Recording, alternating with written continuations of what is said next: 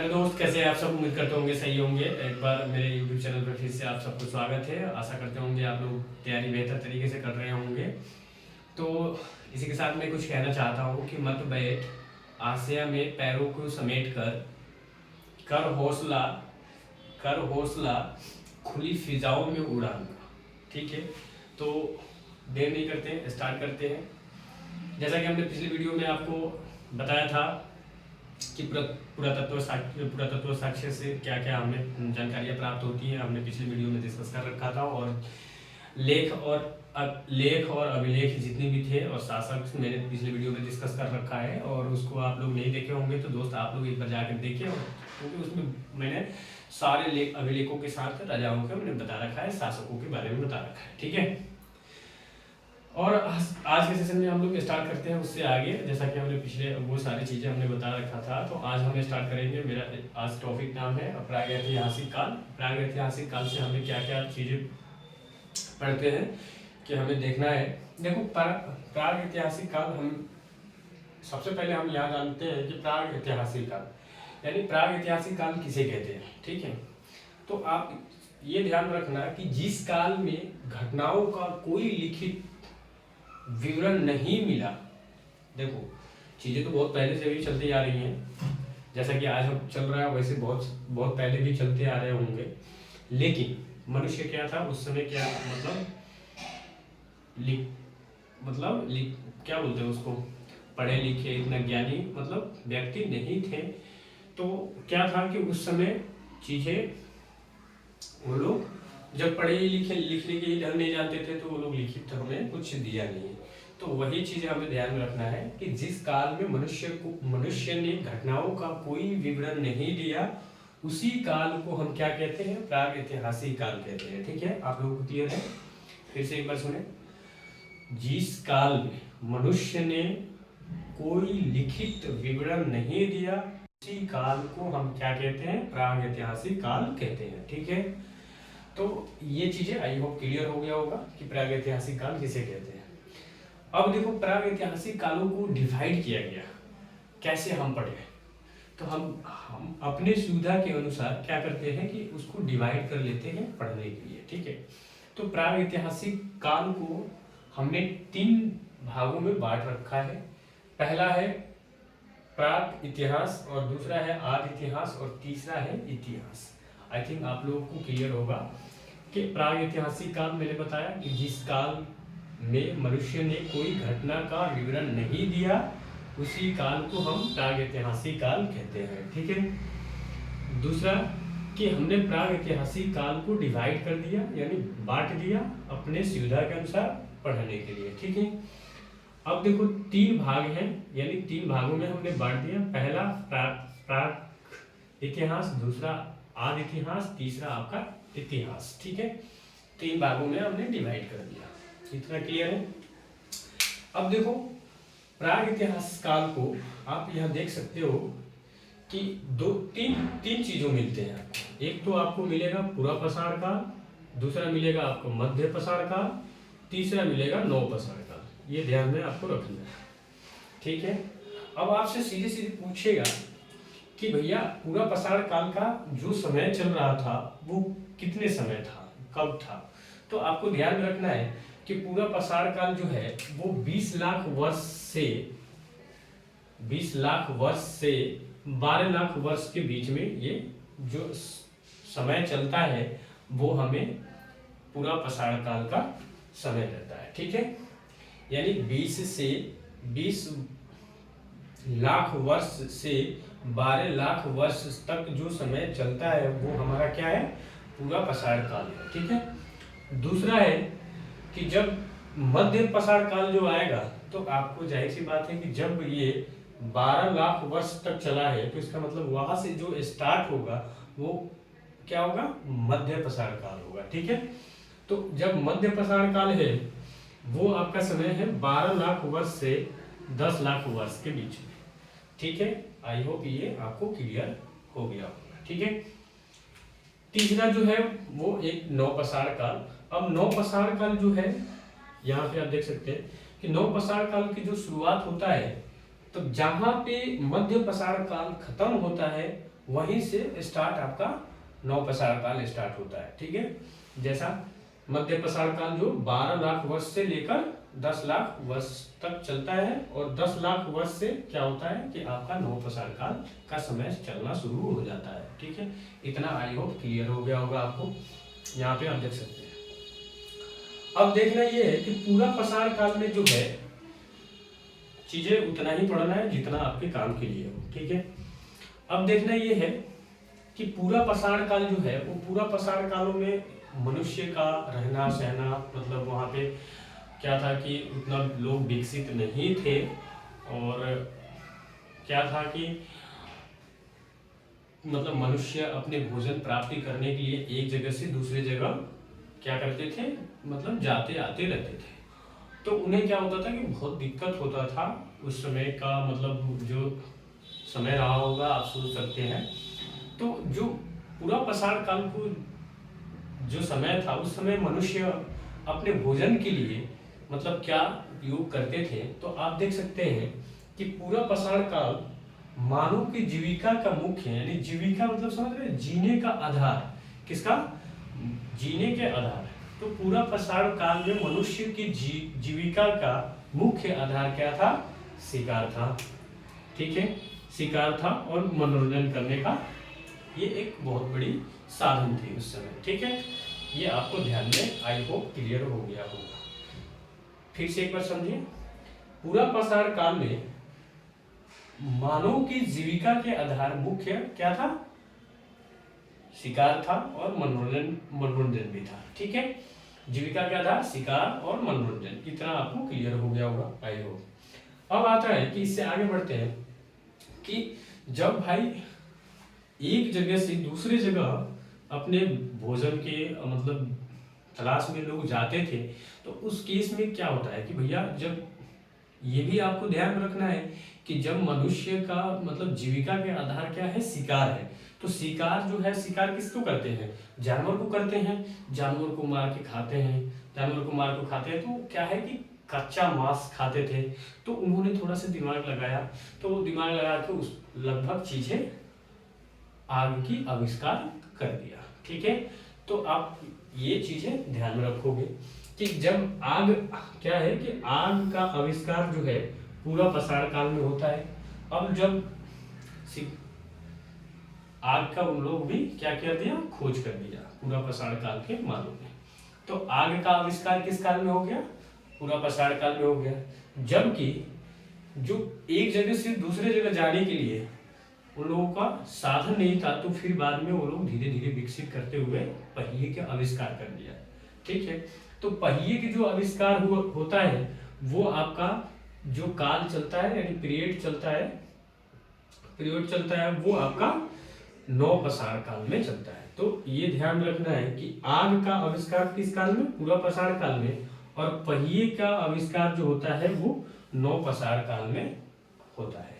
इतना I hope clear हो गया होगा। ठीक है, तो अब जो है इसके आगे बढ़ते हैं कि आग का जो मतलब राख का जो अवशेष मिले हमें, मतलब जो हमें नहीं, मतलब जो पुरातत्व शास्त्र के लोग खुदाई करके भी जिन्होंने मतलब चीजें प्राप्त किया, जानकारियां प्राप्त किया, तो वो लोगों ने क्या किया कि उससे आगे एक पूरा स्थल एक जगह है, यानी कुरनूल गुफा से, मतलब पुरानी पूरा स्थल एक जगह है कुरनूल गुफा। कुरनूल गुफा से राख का अवशेष हमें प्राप्त होता है।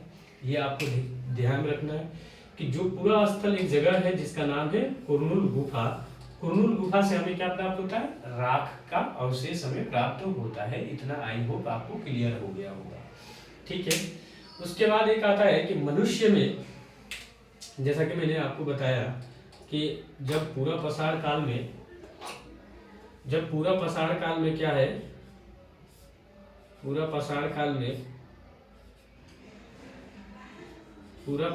में मनुष्य अपने भोजन के लिए एक जगह से दूसरे जगह से तीसरे जगह से चौथे जगह ऐसे क्या करते थे, मतलब भ्रमण करते रहते थे।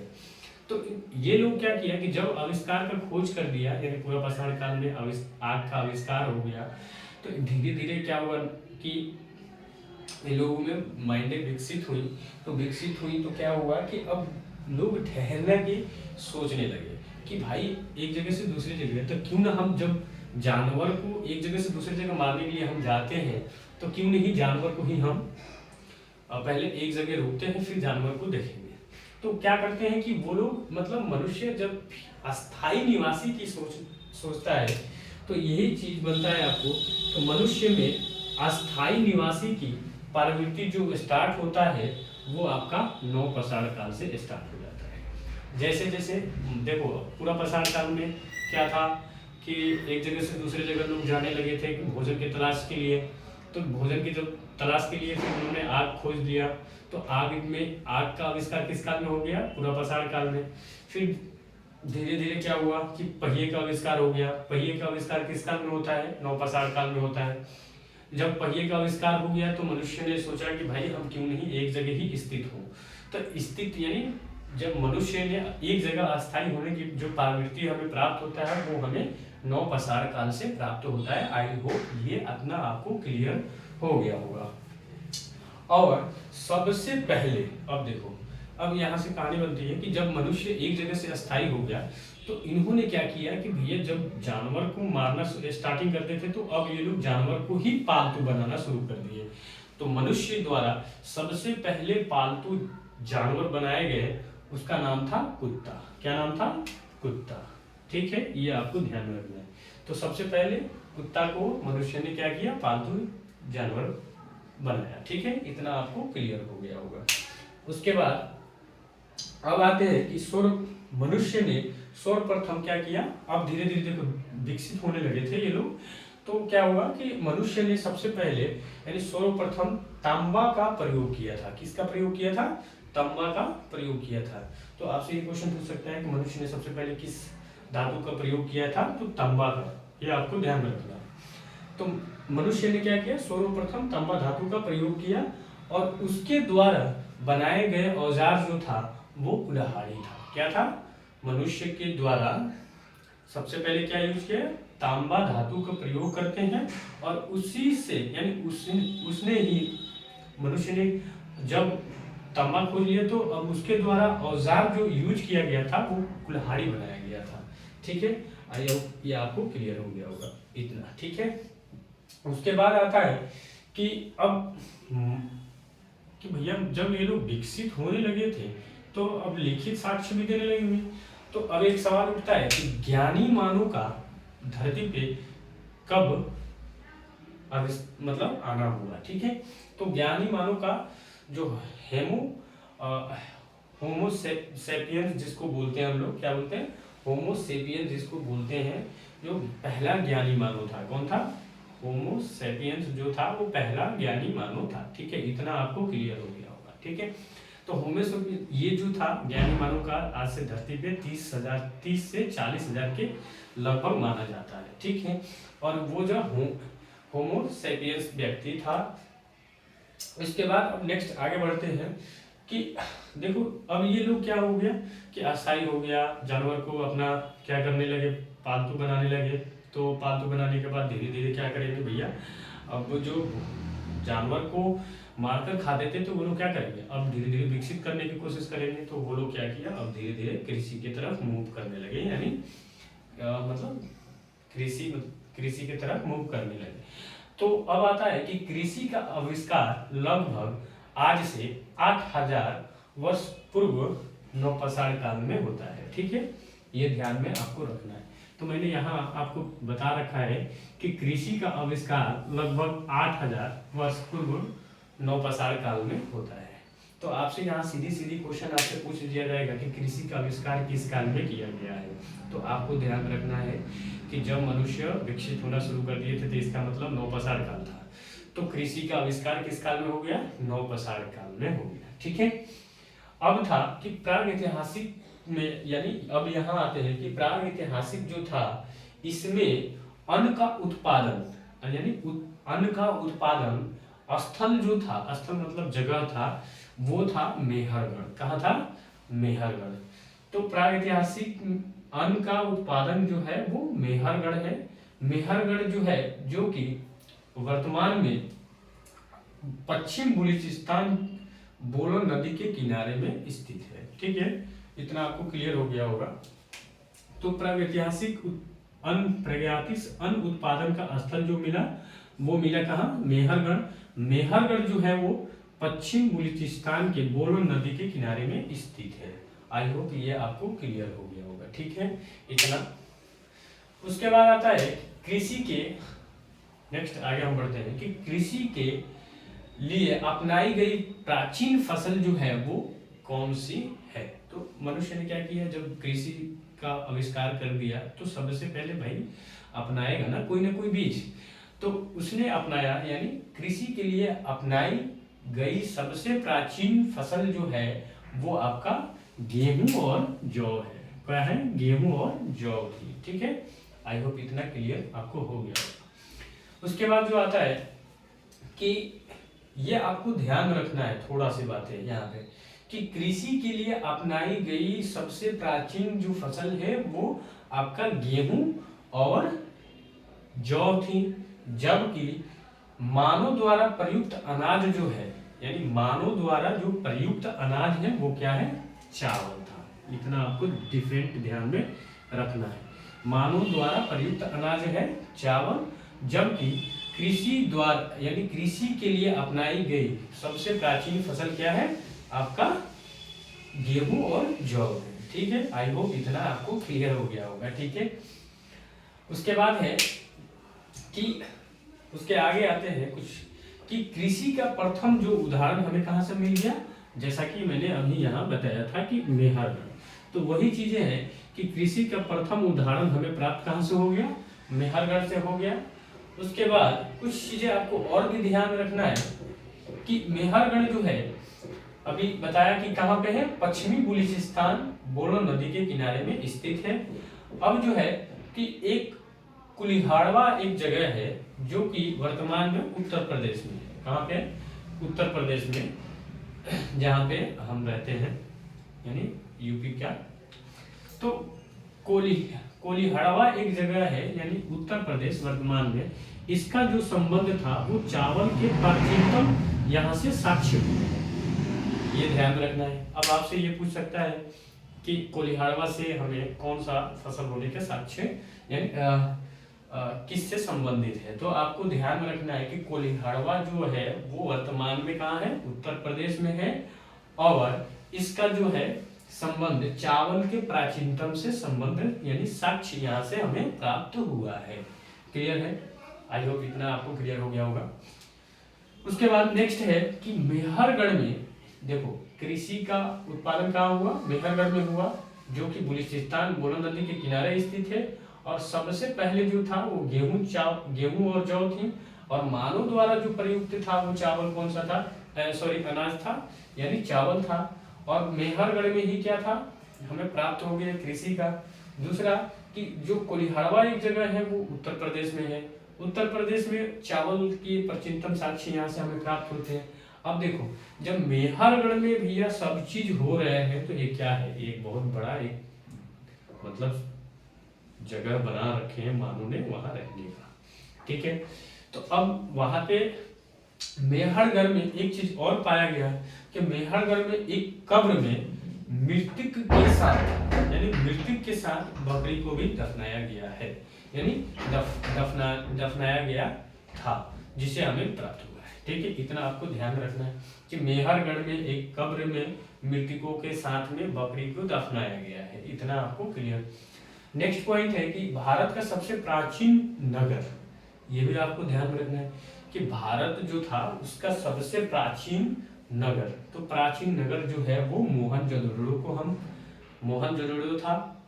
सबसे प्राचीन जो नगर है वो मोहनजोदड़ो है भारत का, जो कि सिंध भाषा में, ये आपको ध्यान रखना है कि जो कि सिंध भाषा में जिसका अर्थ है मृतकों का टीला। ठीक है, इतना आपको क्लियर है। एक बार फिर से सुने कि भारत का जो है सबसे प्राचीन नगर जो मिलता है वो मोहनजोदड़ो था, और मोहनजोदड़ो को यानी सिंध की भाषा में, यानी सिंध भाषा में जिसको हम बोलते हैं मृतकों का टीला। आई होप इतना आपको क्लियर हो गया होगा। ठीक है, तो प्राचीन नगर मोहनजोदड़ो था और जिसकी सिंध भाषा का अर्थ है मृतकों का टीला। इतना क्लियर है। उसके बाद एक आता है कि भारत में शिवालक की पहाड़ियों में जीवाश्म की साक्ष्य हमें प्राप्त प्रमाण मिलता है। ठीक है, भारत में एक शिवालक पहाड़ियां हैं, वहां पे हमें जीवाश्म की प्रमाण हमें प्राप्त होता है। इतना आई होप क्लियर है। उसके बाद नोट में एक बात और ध्यान रखना है कि भारतीय नागरिक सेवा के अधिकार, मैंने आपको बताया है, शायद नहीं बताया, तो आप लोग फिर से उसको ध्यान रखेंगे कि भारतीय नागरिक सेवा के अधिकार यानी अधिकारी रिजले प्रथम व्यक्ति थे जिन्होंने प्रथम बार वैज्ञानिक के आधार पर भारत की जनसंख्या की प्रजातियां विवेकरण किया था। ठीक है, इतना आई होप आपको क्लियर हो गया होगा। आई थिंक उम्मीद करते होंगे कि ये सारी चीजें आपको क्लियर हुआ होगा। जाने से पहले फिर से एक बार मैं आपको रिवीजन करा देता हूँ, तो मेरे तरफ एक बार ध्यान से सुनेंगे। देखो, हम स्टार्ट किया आज के प्रागैतिहासिक काल। प्रागैतिहासिक काल जो है किस काल को कहते हैं, तो जिस काल में मनुष्य ने कोई घटना का विवरण नहीं दिया उस काल को हम बोलते हैं प्रागैतिहासिक काल। और इसमें हमें 3 भाग पढ़ने होते हैं, प्राग ऐतिहासिक, आदि ऐतिहासिक और इतिहास। तो पूरा पाषाण काल यहाँ से शुरू होता है, यानी जब इसका टाइम चलता है तो पूरा पाषाण काल का टाइम चलता है 20 लाख वर्ष से लेकर 12 लाख वर्ष के बीच में। ठीक है, उसके बाद मध्य पाषाण एक आता है, तो मध्य पाषाण भारत जहां से पूरा पाषाण काल बंद होता है वहीं से स्टार्ट होता है मध्य पाषाण काल। तो मध्य पाषाण काल का जो पीरियड चलता है वो चलता है आपका 12 लाख वर्ष से लेकर 10 लाख वर्ष तक। ठीक है, उसके बाद एक आता है नवपाषाण काल। नवपाषाण काल का शुरुआत लगभग 10 लाख वर्ष से शुरू होता है। ठीक है, उसके बाद जो पूरा पाषाण काल का मानव का जो रहना और सहना जो था वो जीविका मुख्य आधार था, शिकार और मनोरंजन। ठीक है, इतना आपको ध्यान होगा। उसके बाद जो है आग का आविष्कार होता है। आग का आविष्कार जो है वो पूरा पाषाण काल में होता है, जबकि पहिए का आविष्कार जो होता है वो नवपाषाण काल में होता है। इतना आयोग क्लियर होगा। उसके बाद जो होता है पूरा स्थल जो है एक कुरनूल गुफा है, जो वहां से हमें क्या प्राप्त हुआ है, राख प्राप्त हुआ है। तो पूरा स्थल कुरनूल गुफा से हमें राख का अवशेष मिला है। उसके बाद मनुष्य में स्थायी निवासी जो एक जगह ठहरने का इन लोगों का हुआ तो नवपाषाण काल में हुआ। तो नवपाषाण काल में ये लोग एक जगह रहना सीख गए और सबसे पहले उन्होंने पालतू जानवर कुत्ता को बनाया। ठीक है, यानी जानवर को पालतू जानवर बनाया, कौन सा, कुत्ता को पालतू बनाया। उसके बाद मनुष्य ने सबसे पहले सर्वप्रथम जो मतलब यूज तांबा, सबसे पहले ये लोग तांबा धातु यूज किया और तांबे धातु को ही मतलब इस मनुष्य ने उसी के द्वारा मतलब क्या किया, औजार कुल्हाड़ी उपयोग किया। आपको ध्यान रखना है। तो मनुष्य ने सर्वप्रथम तांबा धातु का प्रयोग किया था और उसके द्वारा औजार जो बनाए गए थे वो आपका कुल्हाड़ी था। इतना आयोग क्लियर। उसके बाद है कि जब ज्ञानी मानव का धरती पर आविष्कार होता है तो उस समय 30 से 40 हजार के आसपास माना जाता है। होमो सेपियंस ये व्यक्ति है। ठीक है, उसके बाद जो आता है कि कृषि का आविष्कार लगभग आज से 8000 वर्ष पहले माना जाता है। कृषि का आविष्कार जो होता है वो आपका नवपाषाण काल में होता है। ठीक है, नवपाषाण काल में होता है। और प्रागैतिहासिक काल के प्रागैतिहासिक में अन्न का उत्पादन जो हमें प्राप्त होता है वो मेहरगढ़ से प्राप्त होता है। मेहरगढ़ जो है वर्तमान में आपका पश्चिमी बलूचिस्तान की बोनो नदी के किनारे था। ठीक है, यानी किनारे है। उसके बाद कृषि के लिए अपनाई गई सबसे पहले यानी सबसे प्राचीन फसल जो है वो गेहूं और जौ था। उसके बाद ये ध्यान में रखना है कि जो मनुष्य द्वारा सबसे पहले यानी प्राचीनतम फसल जो है वो गेहूं जौ था, जबकि मानव द्वारा प्रयुक्त अनाज जो था वो चावल था। ठीक है, उसके बाद कोलिहाड़वा एक जगह है जो कि वर्तमान में उत्तर प्रदेश है। उत्तर प्रदेश में जो संबंध रखते हैं चावल के प्राचीनतम साक्ष्य यहाँ से हमें प्राप्त हुआ है। उसके बाद आता है कि मेहरगढ़ में एक कब्र में मृतकों के साथ में बकरी को भी दफनाया गया है। इतना आपको क्लियर है। उसके बाद है जो भारत का सबसे प्राचीन नगर जो है वो मोहनजोदड़ो है। मोहनजोदड़ो का मतलब सिंधी भाषा में जिसको मृतकों का टीला बोला जाता है, आपको ये ध्यान में रखना है। उसके बाद जो है भारत में शिवालिक की एक पहाड़ियाँ हैं जिससे हमें जीवाश्म होने के प्रमाण मिलता है। उसके बाद जो है भारत में नागरिक, ये ध्यान है, भारत में नागरिक यानी भारतीय नागरिक सेवा के अधिकारी, भारतीय नागरिक सेवा के अधिकारी जो है रिजले प्रथम व्यक्ति थे। एक व्यक्ति था जिसका नाम था रिजले प्रथम व्यक्ति थे जिन्होंने प्रथम बार क्या किया था, वैज्ञानिक आधार पे भारत की जनसंख्या की प्रजातियों की विवरण किया था। ठीक है, इतना आपको आई होप क्लियर हो गया होगा। तो कैसा लगा वीडियो आप लोग कमेंट करके बताएं, और मिलते हैं फिर नेक्स्ट वीडियो में। Thank you.